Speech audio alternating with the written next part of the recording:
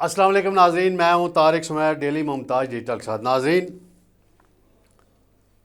ایران امریکہ اسرائیل جنگ میں بڑی شدت آ گئی ہے۔ خلیجی ممالک میں جو میزائل جا کے گر رہے ہیں، تباہیاں مچ رہی ہیں۔ اسرائیل کے اندر بھی بڑے کامیاب حملے کیے ہیں، اور اب امریکی صدر کہہ رہے ہیں کہ وہ خطرناک حملہ کریں گے۔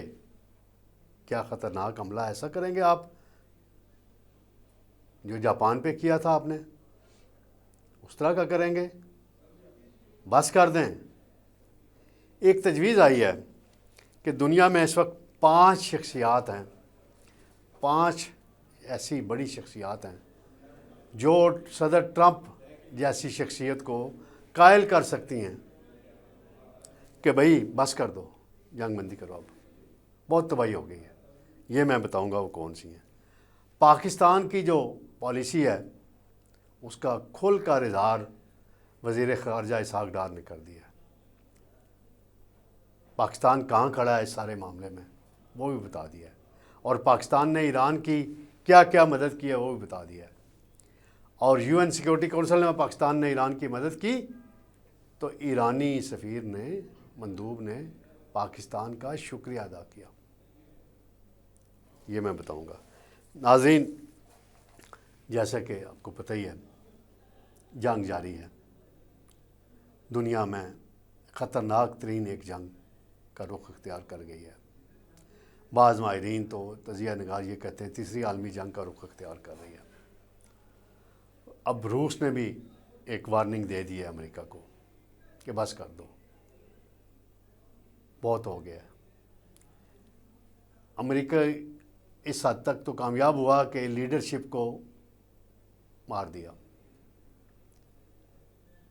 سپریم لیڈر شہید ہو گئے، باقی لیڈرز ان کے شہید ہو گئے، لیکن جو مقصد تھا وہاں رجیم چینج کا، اس میں کامیابی نہیں ملی، کیونکہ پاپولر سپورٹ کو حاصل ہے۔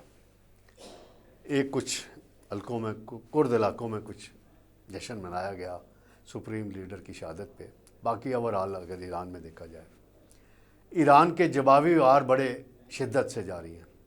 اسرائیل میں بڑا نقصان ہو رہا ہے۔ سعودی عرب کے اندر ایک ارامکو کمپنی آئل کی، اس کو نشانہ بنایا گیا۔ کویت میں 3 طیارے گر گئے ہیں امریکہ کے، جس کی تصدیق کی گئی ہے۔ تو نقصانات دونوں طرف ہو رہے ہیں۔ جنگ کب تک جاری رہنی ہے اس کا کسی کو سمجھ نہیں آ رہی۔ مشاہد حسین سید جو بڑے عالمی امور کے ماہر ہیں، انہوں نے کہا ہے کہ پاکستان کی جو پالیسی ہے بہترین پالیسی ہے اس وقت۔ وزیر اعظم نے مذمت کی، وزیر خارجہ نے مذمت کی، خلیجی ممالک کے ساتھ رابطے کیے، ایرانی قیادت کے ساتھ رابطے ہیں پاکستان کے گورنمنٹ کے۔ پھر انہوں نے ایک تجویز دی ہے ناظرین، وہ کہہ رہے ہیں کہ اس وقت 5 شخصیات ہیں دنیا میں جن کی بات ٹرمپ سنتے ہیں اور سن کے عمل بھی کرتے ہیں۔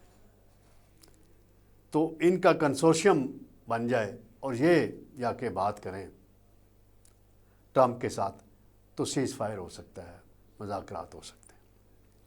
تو انہوں نے پہلا جو نام لیا ہے وہ کہتے ہیں favourite field marshal, my favourite field marshal کا لفظ یوز کرتے ہیں ٹرمپ، جنرل عاصم منیر۔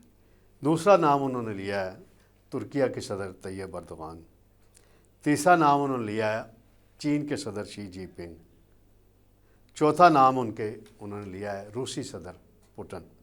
اور 5واں UN سیکرٹری جنرل، گو کہ وہ اس کو پسند نہیں کرتے سیکرٹری جنرل کو۔ سیکرٹری جنرل بڑی اچھی باتیں کرتے ہیں، وہ بھی باتیں ہی کر سکتے ہیں بیچارے، کیا کریں، ٹرمپ کے آگے بے بس ہیں۔ تو یہ جا کے بات کریں تو پھر طیب اردوغان کے بھی بڑے اچھے تعلقات ہیں، فیلڈ مارشل کے ہیں، شی جی پنگ کا بھی ہے، ایک وزٹ بھی چین کا ڈیو ہے۔ پھر روس کے صدر کے ساتھ ان کی ملاقاتیں ہیں ٹرمپ کی، وہ یوکرین وار کے حوالے سے بھی ہے۔ تو یہ جا کے بات کریں تو کوئی راستہ بنے گا، ورنہ تباہی ہی تباہی ہے۔ عالمی معیشت پہ بڑے منفی اثرات پڑ رہے ہیں۔ تیل کی سپلائی رکی ہوئی ہے، اس پہ بڑی بحث ہو رہی ہے۔ کل ایک خبر چل رہی تھی، ابھی تصدیق نہیں ہوئی اس کی، کہ نیتن یاہو کے دفتر پہ میزائل گرا ہے، وہ مارا گیا یا بچ گیا، اس کی کوئی ابھی کنفرمیشن نہیں آئی، کیونکہ میڈیا، ویسٹرن میڈیا جو ان کا اپنا کنٹرول میڈیا ہے، وہ اس طرح کی خبر کو دبا بھی دیتے ہیں، لیکن ایرانی بھی انہوں نے بھی ابھی تک کلیم نہیں کیا۔ وزیر خارجہ اسحاق ڈار صاحب نے آج سینٹ میں بھی خطاب کیا اور ایک پریس کانفرنس بھی کی ہے۔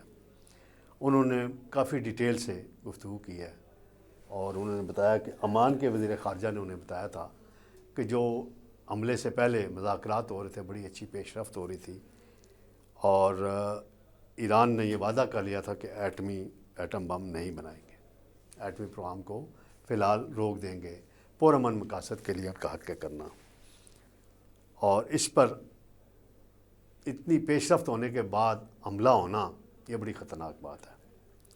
پھر پاکستان نے جو بیک ڈور ڈپلومیسی کی ہے اس کا بھی انہوں نے حوالہ دیا۔